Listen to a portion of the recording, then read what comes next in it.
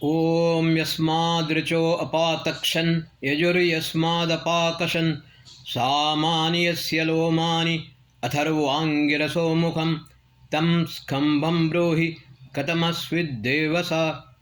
ನನ್ನ ಸಮಸ್ತ ಪ್ರೀತಿಯ ಬಂಧು ಭಗಿನಿಯರಿಗೆ ಡಾಕ್ಟರ್ ಸುಕುಮಾರ್ ಶಾಸ್ತ್ರಿ ಮಾಡುವ ವಂದನೆಗಳು. ಬಂಧುಗಳೇ, ಉಪಕರ್ಮ ಪರ್ವ ಮತ್ತು ರಕ್ಷಾಬಂಧನ ನಾಡಿದ್ದು ಶನಿವಾರ ದಿವಸ ಒಟ್ಟಿಗೆ ಬಂದಿದೆ. ಬಂಧುಗಳೇ, ಆಚಾರ್ಯನು ಶಿಷ್ಯನನ್ನು ಮನೆಗೆ ಕಳುಹಿಸುವಾಗ ಒಂದು ಉಪದೇಶ ಮಾಡುತ್ತಾನೆ. ಯದಿತೆ ಧರ್ಮವಿಚಿಕಿತ್ಸಾವ ಕರ್ಮವಿಚಿಕಿತ್ಸಾವಾ ಸ್ಯು ಏತತ್ರ ಬ್ರಾಹ್ಮಣ ಮನೀಷಿಣ ಸತ್ಯಸಂಧ ಧರ್ಮಕಾರ್ಯೇಷು ಪ್ರವೃತ್ತ ಯಥಾ ತತ್ರ ವರ್ತೇರನ್ ತಥಾ ತತ್ರ ವರ್ತೇಥ. ಬಂಧುಗಳೇ, ವಿದ್ವಾಂಸರು ಮನೀಷಿಗಳು ಸತ್ಯಾಚರಣೆಯಲ್ಲಿಯೇ ಯಾವಾಗಲೂ ನಿರತರಾದವರು, ಸದ್ವಿವೇಕಿಗಳು, ಸತ್ಕರ್ಮದಲ್ಲಿ ನಿರತರಾದವರು, ಧರ್ಮ ಕಾರ್ಯಗಳನ್ನೇ ಮಾಡುವವರು, ಧರ್ಮಿಷ್ಠರು ಆದವರು ಯಾವ ಸಮಯದಲ್ಲಿ ಯಾವ ರೀತಿಯಲ್ಲಿ ಆಚರಣೆಯನ್ನು ಮಾಡುತ್ತಾರೋ, ನಿನಗೆ ಯಾವಾಗ ಯಾವುದನ್ನು ಮಾಡಲು ಧಾರ್ಮಿಕವಾಗಿ ಆಗಲಿಯೋ ಅಥವಾ ಕಾರ್ಮಿಕವಾಗಿಯೋ, ಅಂದರೆ ಕರ್ಮದಲ್ಲಿ ಧರ್ಮ ಕಾರ್ಯೇಷು ಕಿಂಕರ್ತವ್ಯ ವಿಮೇಢನಾದ, ಏನನ್ನು ಮಾಡಬೇಕು ಏನನ್ನು ಮಾಡಬಾರದು ಎಂದು ನಿನಗೆ ತೋಚದಿದ್ದರೆ ಅಂತಹವರು ಆ ಸಮಯದಲ್ಲಿ ಏನನ್ನು ಮಾಡುತ್ತಾರೋ, ಆ ಪ್ರಸಂಗದಲ್ಲಿ ಏನನ್ನು ಮಾಡುತ್ತಾರೋ, ಏನನ್ನು ಮಾಡಿದ್ದಾರೋ ಅದನ್ನು ನೀನು ಮಾಡುವು ಅಂತ. ಬಂಧುಗಳೇ, ಶ್ರೀರಾಮಚಂದ್ರ 9 ಲಕ್ಷ ವರ್ಷದ ಮೊದಲೇ ನಮಗೆ ಒಂದು ಮಾತು ಹೇಳುತ್ತಾನೆ. ಜನನಿ ಜನ್ಮಭೂಮಿಶ್ಚ ಸ್ವರ್ಗಾದಪಿ ಗರೀಯಸಿ. ಯಾವುದೇ ಪರಿಸ್ಥಿತಿಯಲ್ಲಿ ರಾಷ್ಟ್ರವೇ ಸರ್ವೋಪರಿ ಆಗುತ್ತದೆ. ರಾಷ್ಟ್ರಕ್ಕಿಂತ ಸರ್ವೋಪರಿ ರಾಷ್ಟ್ರಪತಿಯೂ ಆಗುವುದಿಲ್ಲ, ಪ್ರಧಾನಮಂತ್ರಿ ಆಗುವುದಾಗಿಲ್ಲ, ಉಚ್ಚ ನ್ಯಾಯಾಲಯದ ನ್ಯಾಯಾಧೀಶನೂ ಆಗುವುದಿಲ್ಲ, ಯಾರೂ ಆಗುವುದಿಲ್ಲ. ಸರ್ವಪ್ರಥಮ ರಾಷ್ಟ್ರವೇ ಆಗುತ್ತದೆ. ಭಗವಾನ್ ಶ್ರೀಕೃಷ್ಣ ಷೋಡಶ ಕಲಾಪೂರ್ಣ ಶ್ರೀಕೃಷ್ಣ ಘೋರ ಆಂಗಿರಸ ಋಷಿಯ ಆಶ್ರಮದಲ್ಲಿ ಸಪತ್ನೀಕನಾಗಿ ರುಕ್ಮಿಣಿ ಸಹಿತನಾಗಿ 12 ವರ್ಷಗಳಷ್ಟು ಕಾಲ ಸಕಲ ವೇದಾಧ್ಯಯನವನ್ನು ಯೋಗ ಸಾಧನೆಯನ್ನು ಮಾಡಿದ್ದಾನೆ. ಬಂಧುಗಳೇ, ಶ್ರೀಕೃಷ್ಣ ಪ್ರತಿಯೊಂದು ಕ್ಷಣದಲ್ಲಿಯೂ ಯಾವುದು ಧರ್ಮ, ಯಾವುದು ಅಧರ್ಮ, ಯಾವುದು ಆಪದ್ಧರ್ಮ ಇದನ್ನು ಸ್ಪಷ್ಟವಾಗಿ ತಿಳಿಸಿದ್ದಾನೆ. ಯಾರನ್ನು ನಾವು ಧರ್ಮರಾಜ ಎಂದು ಹೇಳುತ್ತಾರೋ ಆ ಧರ್ಮರಾಜನಿಗೆ ಶ್ರೀಕೃಷ್ಣ ಅಧರ್ಮರಾಜ ಎಂದು ಹೇಳುತ್ತಾನೆ. ಭೀಷ್ಮ ಪಿತಾಮಹನಿಗೆ ಸರಿಯಾಗಿ ಪಾಠ ಕಲಿಸಿದ್ದಾನೆ. ಪಿತಾಮಹ, ಒಂದು ವೇಳೆ ನೀವು ನಿಮ್ಮ ಕರ್ತವ್ಯವನ್ನು ಪಾಲಿಸದಿದ್ದರೆ ಈ ಮಹಾಭಾರತ ಯುದ್ಧವು ಆಗುತ್ತಿರಲಿಲ್ಲ. ಶ್ರೀಕೃಷ್ಣ ಯಾರನ್ನೂ ಬಿಡಲಿಲ್ಲ. ಪ್ರತಿಯೊಬ್ಬನಿಗೂ ಸರಿಯಾದ ರೀತಿಯಲ್ಲಿ ಅವನು ಮಾಡುತ್ತಿರುವ ತಪ್ಪುಗಳನ್ನು ಸ್ಪಷ್ಟವಾಗಿ ತಿಳಿಸಿದ್ದಾನೆ. ಅದೇ ರೀತಿ ಯುದ್ಧ ಭೂಮಿಯಲ್ಲಿ ಕೂಡ ಧರ್ಮ ಅಧರ್ಮ ಆಪದ್ಧರ್ಮ ಸರಿಯಾಗಿ ನಮಗೆ ತೋರಿಸಿಕೊಟ್ಟಿದ್ದಾನೆ. ಭಗವದ್ಗೀತೆಯಲ್ಲಿ ಎಲ್ಲವನ್ನೂ ವಿವರಿಸಿದ್ದಾನೆ.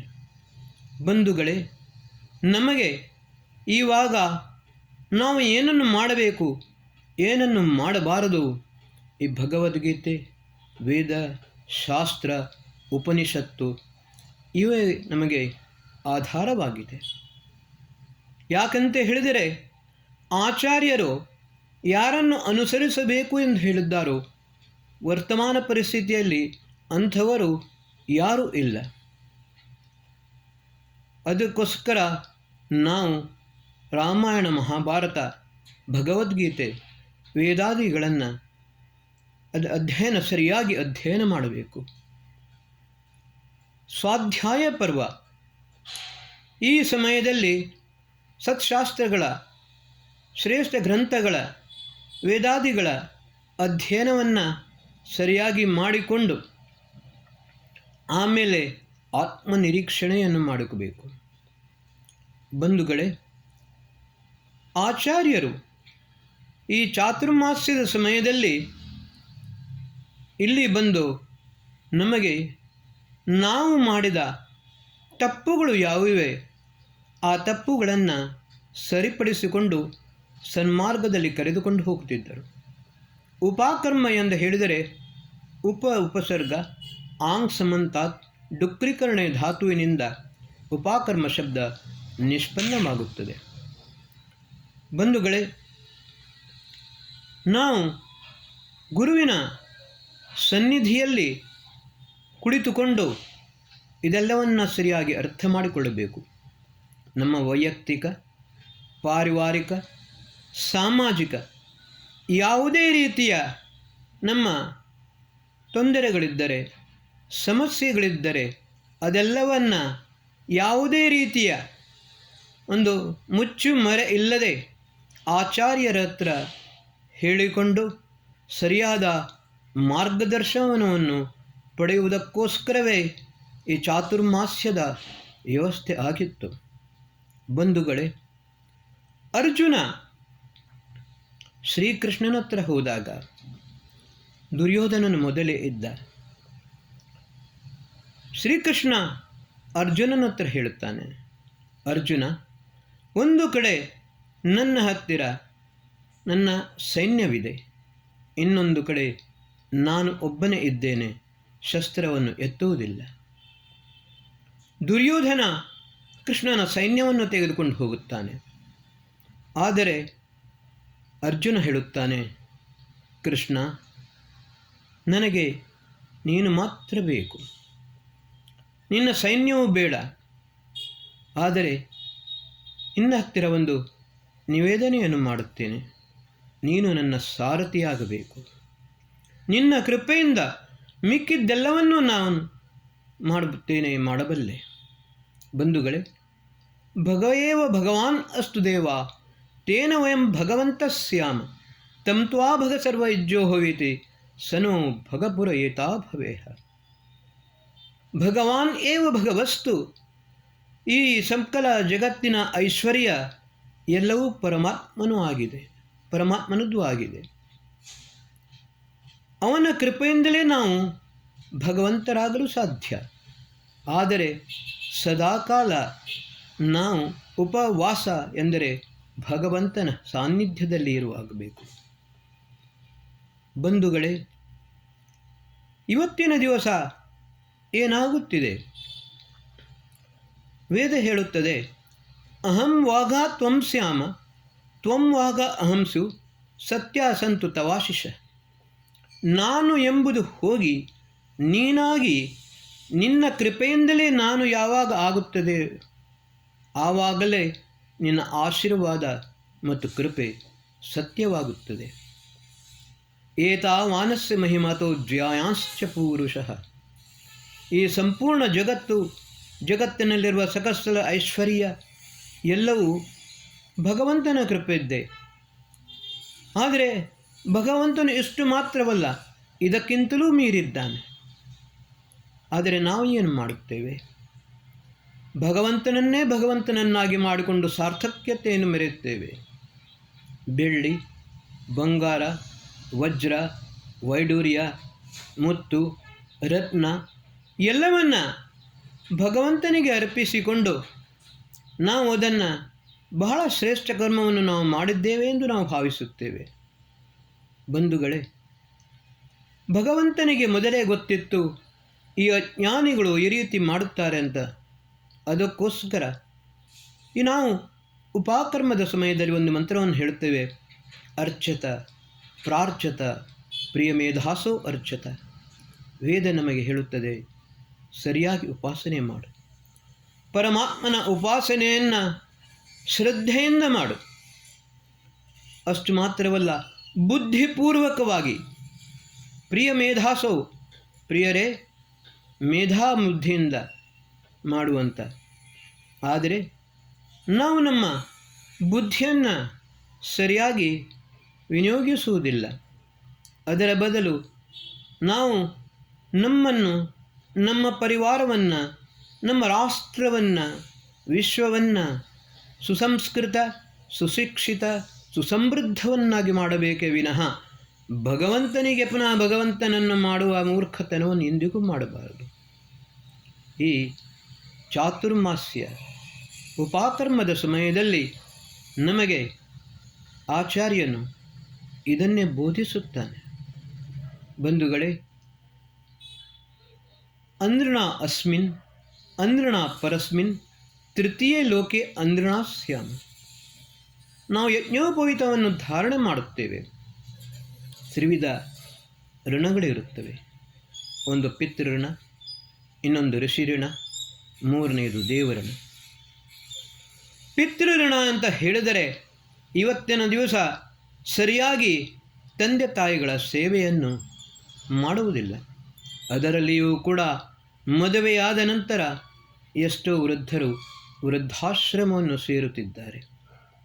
ಆಮೇಲೆ ಸತ್ತ ನಂತರ ಉತ್ತರ ಕ್ರಿಯೆ ಮತ್ತು ಅಪರ ಕ್ರಿಯೆಯನ್ನು ಮಾಡುವುದಕ್ಕೋಸ್ಕರ ಲಕ್ಷಾಂತರ ರೂಪಾಯಿಗಳನ್ನು ಲಕ್ಷಾಂತರ ಧನವನ್ನು ವ್ಯರ್ಥ ಮಾಡುತ್ತಿದ್ದಾರೆ. ಇದು ಪಿತೃಋಣವಲ್ಲ ಬಂಧುಗಳೇ. ಪಿತೃಋಣ ಅಂತ ಹೇಳಿದರೆ ಶ್ರದ್ಧೆಯ ಯತ್ಕ್ರಿಯತೆ ತತ್ಶ್ರಾದ್ದಂ.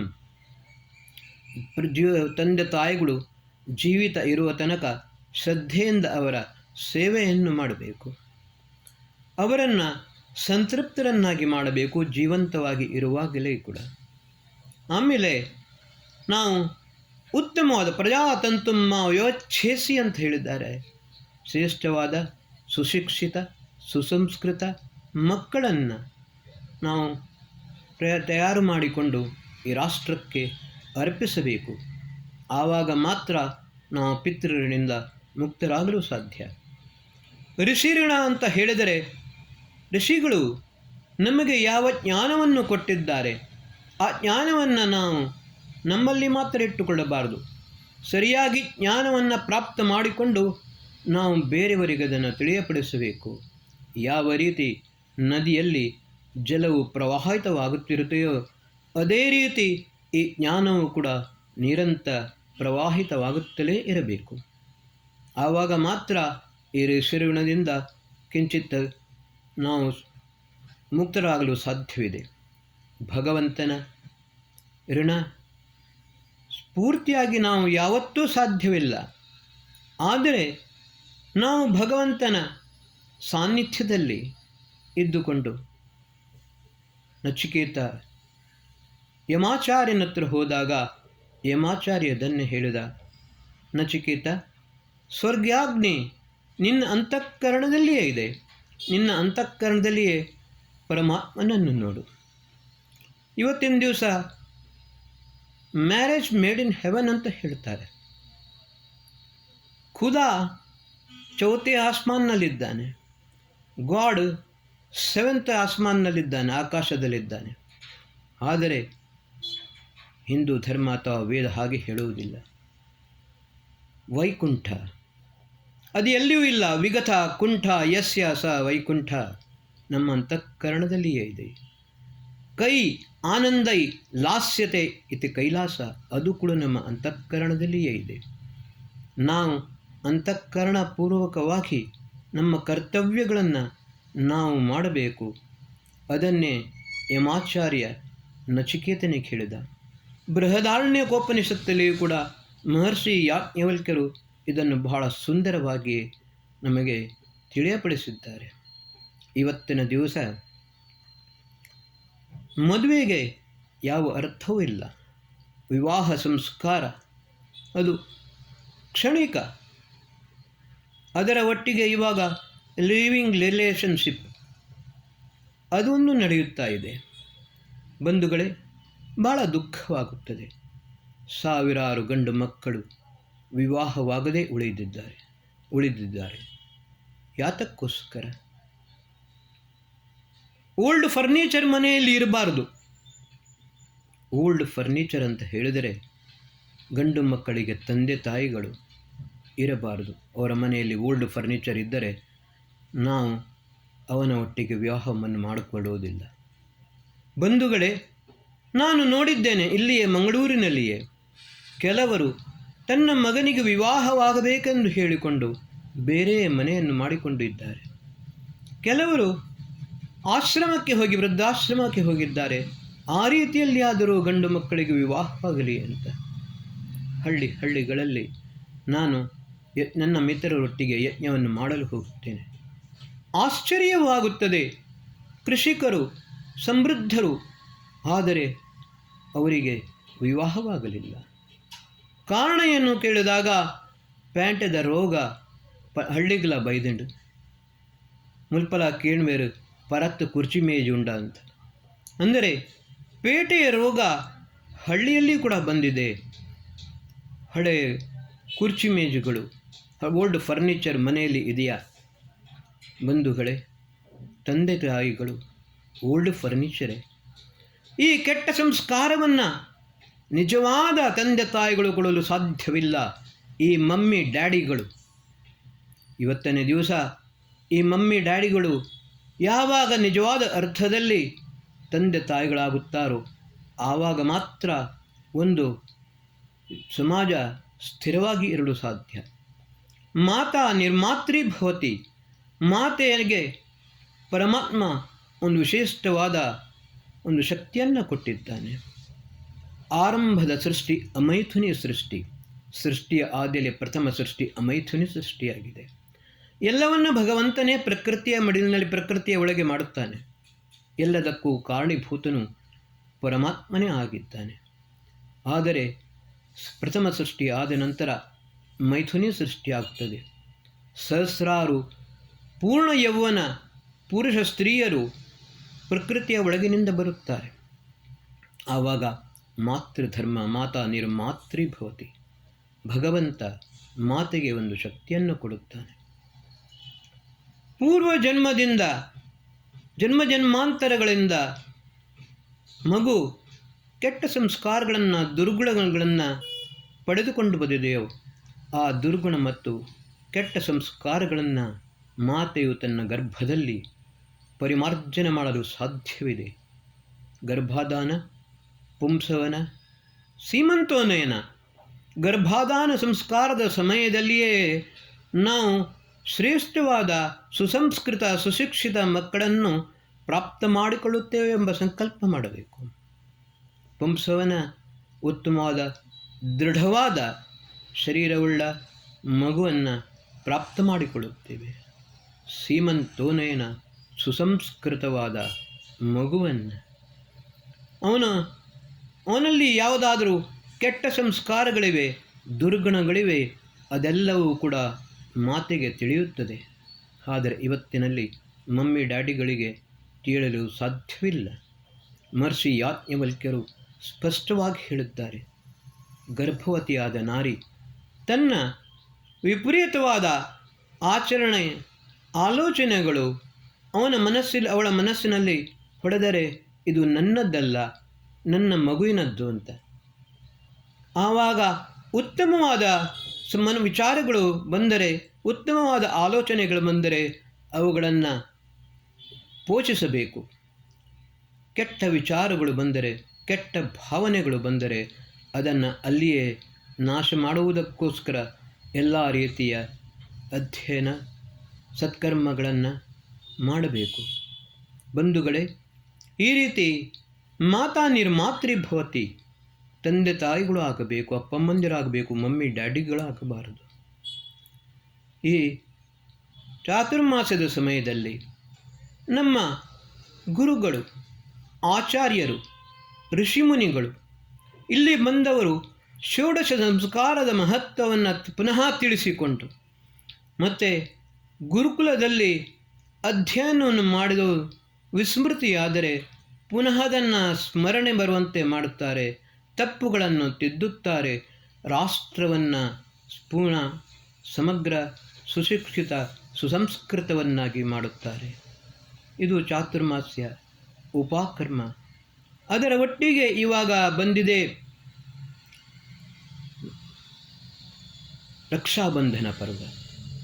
ಬಂಧುಗಳೇ, 1968ರಲ್ಲಿ ನಾನು ಗುರುಕುಲದಲ್ಲಿ ಅಧ್ಯಯನ ಮಾಡಿದಾಗ ರಕ್ಷಾ ಬಂಧನದ ಸಮಯದಲ್ಲಿ ಒಂದು ಹಳ್ಳಿಗೆ ಹೋಗಿದ್ದೆ. ಯಾವ ರೀತಿ ಜನರು ರಕ್ಷಾಬಂಧನದ ಆಚರಣೆಯನ್ನು ಮಾಡುತ್ತಾರೆ ಎಂದು ನೋಡಲು. ಅಲ್ಲಿ ಒಂದು ನಾನು ವಿಶೇಷವಾದ ಘಟನೆಯನ್ನು ನೋಡಿದೆ. ಗ್ರಾಮದ ಪ್ರಧಾನ ಪುರೋಹಿತ ಎಲ್ಲ ಪುರುಷರನ್ನು ಅಲ್ಲಿ ಸೇರಿಸಿಕೊಂಡು, ಮಹಿಳೆಯರನ್ನು ಕೂಡ ಸೇರಿಸಿಕೊಂಡ. ಆಮೇಲೆ ಪುರುಷರಿಗೆ ರಕ್ಷಾಬಂಧನವನ್ನು ಆ ಪ್ರಧಾನ ಪುರೋಹಿತ ಕಟ್ಟಿದ. ಆಮೇಲೆ ಅವರಿಂದ ಒಂದು ಸಂಕಲ್ಪವನ್ನು ಮಾಡಿಸಿದ, ಧರ್ಮ ಮತ್ತು ಸಂಸ್ಕೃತಿಯ ರಕ್ಷಣೆಯನ್ನು ಮಾಡುತ್ತೇವೆ. ಆಮೇಲೆ ಈ ಗ್ರಾಮದ ಮಹಿಳೆಯರನ್ನು ರಕ್ಷಿಸುತ್ತೇವೆ ಎಂಬ ಸಂಕಲ್ಪವನ್ನು, ಪ್ರತಿಜ್ಞೆಯನ್ನು ನೀವು ಮಾಡಬೇಕು ಎಂದು ಹೇಳಿಕೊಂಡು ಆ ಪ್ರಧಾನ ಪುರೋಹಿತ ಹೇಳಿದ. ಈಗ ಆ ಪದ್ಧತಿ ಇದೆಯೋ ಇಲ್ಲವೋ ಗೊತ್ತಿಲ್ಲ. ಆದರೆ ಇಡಾ ಸರಸ್ವತಿ ಮಹಿ ತಿಸ್ರೋ ದೇವೀರ್ಮಯೋಭವ ಬರ್ಹಿ ಸೀದಂತ್ವಸ್ರಿದ. ಯಾವ ರೀತಿ ಯಜ್ಞೋಪವೀತದಲ್ಲಿ 3 ಸೂತ್ರಗಳಿವೆಯೋ ಅದೇ ರೀತಿ ಕೂಡ ನಿಮ್ಮ ರಕ್ಷಾಬಂಧನದ ಕೂಡ ಇದೆ. ಇಳ ಎಂದರೆ ಸಂಸ್ಕೃತಿ, ಸರಸ್ವತಿ ವಾಣಿ, ಭಾಷೆ, ಮಹಿ ಭೂಮಿ, ಇದರ ರಕ್ಷಣೆಯನ್ನು ಮಾಡಬೇಕು. ಈ 3 ದೇವತೆಗಳನ್ನು ನಮ್ಮ ಅಂತಃಕರಣದಲ್ಲಿ ಪ್ರತಿಷ್ಠಾಪಿಸಿಕೊಂಡು ಗೌರವ ಕೊಡಬೇಕು, ಆದರ ಕೊಡಬೇಕು, ರಕ್ಷಣೆಯನ್ನು ಮಾಡಬೇಕು. ಇವತ್ತು ಭಾರತದಲ್ಲಿ ಸಾವಿರಾರು ಭಾಷೆಗಳಿವೆ. ಬಂಧುಗಳೇ, ನಿಮಗೆ ಒಂದು ಮಾತನ್ನು ಹೇಳುತ್ತೇನೆ. ವಿಜಯಲಕ್ಷ್ಮಿ ಪಂಡಿತ್ ರಷ್ಯಾಗೆ ಭಾರತದ ಅಂಬಾಸಡರ್ ಆಗಿ ಹೋಗಿದ್ದರು. ಆವಾಗ ತಮ್ಮ ಪರಿಚಯ ಪತ್ರವನ್ನು ಅವರು ಇಂಗ್ಲೀಷ್ನಲ್ಲಿ ಬರೆದು ಕೊಟ್ಟರು. ಅವರ ಪರಿಚಯ ಪತ್ರವನ್ನು ತೆಗೆದುಕೊಂಡವ ಹಿಂದಿಯಲ್ಲಿ ಮಾತನಾಡಿದ. ನಿಮಗೆ ನಿಮ್ಮ ರಾಷ್ಟ್ರ ಭಾಷೆ ಇಲ್ಲವೇ? ಭಾಷೆ ಇಲ್ಲದ ದೇಶವೇ? ಮೊದಲು ನಿಮ್ಮ ರಾಷ್ಟ್ರ ಭಾಷೆಯಲ್ಲೇ ಬರೆದು ಕೊಡಿ, ಇಲ್ಲದಿದ್ದರೆ ಇಲ್ಲಿಂದ ತೆರಳಿ, ನೀವು ಇಲ್ಲಿ ಇರುವ ಅಗತ್ಯವಿಲ್ಲ. ಬಂಧುಗಳೇ, ವಿಜಯಲಕ್ಷ್ಮಿ ಪಂಡಿತರು ಆವಾಗ ಹಿಂದಿಯಲ್ಲಿ ಬರೆದು ಕೊಟ್ಟರು. ಅದರ ನಂತರ ಅವರ ಪತ್ರವನ್ನು ಸ್ವೀಕರಿಸಿ ಅವರನ್ನು ಭಾರತದ ಅಂಬಾಸಡರ್ ಅಂತ ಅವರು ನಿರ್ಣಯ ಮಾಡಿದರು. ಈ ರೀತಿ ಎಷ್ಟೇ ಭಾಷೆ ಇದ್ದಲ್ಲಿ, ಇವತ್ತಿನ ದಿವಸ ನರೇಂದ್ರ ಮೋದಿಯವರು ವಿಶ್ವದಾದ್ಯಂತ ಭಾರತದ ಭಾಷೆಯನ್ನು ಹಿಂದಿಯಲ್ಲಿಯೇ ಎಲ್ಲವನ್ನೂ ಮಾತನಾಡುತ್ತಾರೆ. ಇವಾಗ ಡಿಜಿಟಲ್ ಯುಗ, ಯಾವುದೇ ಭಾಷೆಯಲ್ಲಿ ಮಾತನಾಡಿದರೂ ಕೂಡ ತಕ್ಷಣ ಆ ಯಂತ್ರ ಅದನ್ನು ಅದರ ಟ್ರಾನ್ಸ್ಲೇಷನನ್ನು ಮಾಡುತ್ತದೆ. ಆದರೆ ಇವರು ನರೇಂದ್ರ ಮೋದಿಯವರು ಹಿಂದಿಯಲ್ಲಿಯೇ ಮಾತನಾಡುತ್ತಾರೆ. ಏಕೆಂದರೆ ಹಿಂದಿಯಲ್ಲಿ ಮಾತನಾಡುವಾಗ ಅವರು ಹಲವಾರು ಬಾರಿ ನಮ್ಮ ಭಾರತೀಯ ಸಂಸ್ಕೃತಿಯ, ವೇದಗಳ, ಶಾಸ್ತ್ರಗಳ, ಉಪನಿಷತ್ತಿನ ವಿಷಯಗಳನ್ನು ತಿಳಿಸಿಕೊಂಡು ಪ್ರತಿಯೊಂದನ್ನು ಕೂಡ ಸ್ಪಷ್ಟ ಮಾಡುತ್ತಾರೆ. ನಮ್ಮ ಧ್ಯೇಯ ಧೋರಣೆಗಳು ಏನು ಇದೆಲ್ಲವನ್ನು ಸ್ಪಷ್ಟ ಮಾಡುತ್ತಾರೆ. ಆದ ಕಾರಣದಿಂದಲೇ ಅವರು ವಿಶ್ವವಿಖ್ಯಾತರಾಗಿದ್ದಾರೆ. ಬಂಧುಗಳೇ, ಈ ಉಪಕರ್ಮ, ಆಮೇಲೆ ಈ ರಕ್ಷಾಬಂಧನ, ಇದರ ಮೂಲಭೂತ ಉದ್ದೇಶ ಇದೆ. ನಾವು ಇದನ್ನೇ ಸರಿಯಾಗಿ ಅರ್ಥ ಮಾಡಿಕೊಂಡು ಈ ಪರ್ವದ ಆಚರಣೆಯನ್ನು ಮಾಡಿದರೆ ಮಾತ್ರ ಇದು ಸಾರ್ಥಕವಾಗುತ್ತದೆ. ಹಿಂದೂ ರಾಷ್ಟ್ರ ವಿಜಯತೆ. ಭಾರತ್ ಮಾತಾ ಕಿ ಜೈ.